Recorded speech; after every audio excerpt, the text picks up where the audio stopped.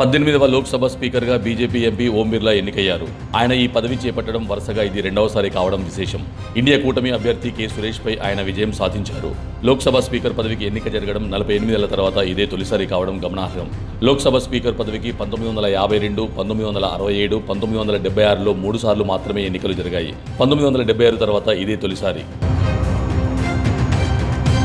Speaker పదవిపై అధికార విపక్షాల మధ్య ఏకాభిప్రాయం కుదరకపోవడంతో స్పీకర్ ఎన్నిక ప్రక్రియ చేపట్టారు. లోక్సభ ప్రారంభం కాగానే సభాపతిగా ఓం బిర్లా పేరును ప్రతిపాదిస్తూ ప్రధాని నరేంద్ర మోడీ తీర్మానం ప్రవేశపెట్టారు. ఈ తీర్మానాన్ని రాజ్నాథ్ సింగ్తో సహా పలువురు ఎన్డీఏ ఎంపీలు బలపరిచారు.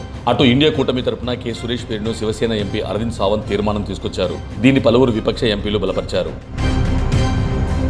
అనంతరం మూజువాణి విధానంలో ఓటింగ్ చేపట్టారు. ఇందులో ఓం బిర్లా విజేతగా నిలిచినట్లు ప్రొటెం స్పీకర్ భర్తృహరి మహతాబ్ ప్రకటించారు. అనంతరం ప్రధాని మోదీ, కేంద్ర పార్లమెంటరీ వ్యవహారాల మంత్రి కిరణ్ రిజిజు, ప్రతిపక్ష నేత రాహుల్ గాంధీ వెంటరాగా ఓం బిర్లా సభాపతి పీఠంపై ఆసీనులయ్యారు. ఆయనకు ప్రధాని మోదీ, రాహుల్ సహా లోక్సభ సభ్యులు అభినందనలు తెలియజేశారు.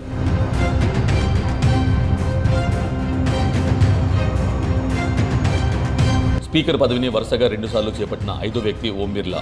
ఆయన కంటే ముందు MA Ayyangar, GS Dhillon, Balram Jakhar, GMC Balayogi వరుసగా 2 విడతలు ఈ పదవికి ఎన్నికయ్యారు.